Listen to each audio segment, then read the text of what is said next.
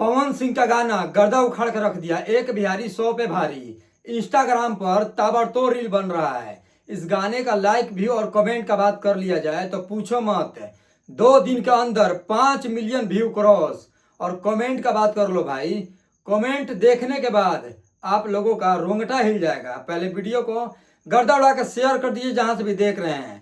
पवन सिंह भाई ऐसे ऐसे कारनामे कर रहे हैं, इतना भयंकर भयंकर सॉन्ग लेकर आ रहे हैं, सुनने के बाद भाई बार बार सुने का मन करता है। ये हकीकत है, इस गाने पर भर भर के प्यार मिल रहा है।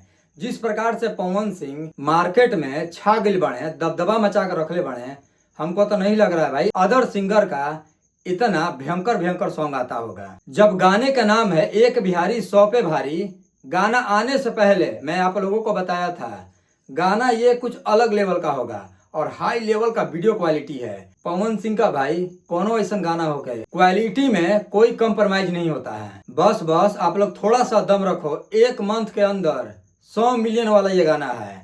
गाना तो ट्रेंड कर ही रहा है और वेब म्यूजिक से गाना कबो आ जाला और ट्रेंडिंग चढ़ जाई।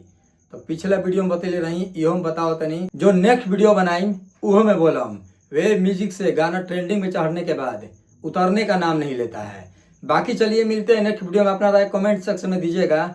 एक बिहारी 100 पे भारी आपको गाना कैसा लगा?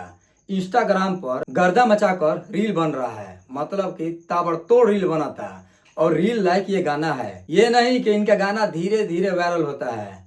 गाना भाई इनकर आवते तुरंत एकदम ट्रेंडिंग पे चढ़ जाला, चाहे इंस्टाग्राम हो के, चाहे ट्विटर हो के, चाहे फेसबुक। यूट्यूब का बात नहीं कर रहा हूँ मैं, यूट्यूब पे इनकर गाना होते चढ़ जाला तुरंत ट्रेंडिंग में। बाकी जाइए गाने के ऊपर और दबा के प्यार दीजिए और आशीर्वाद दीजिए। मिलते हैं नेक्स्ट वीडियो में। चैनल पे नए नए होंगे तो चैनल को सब्सक्राइब कर लेना।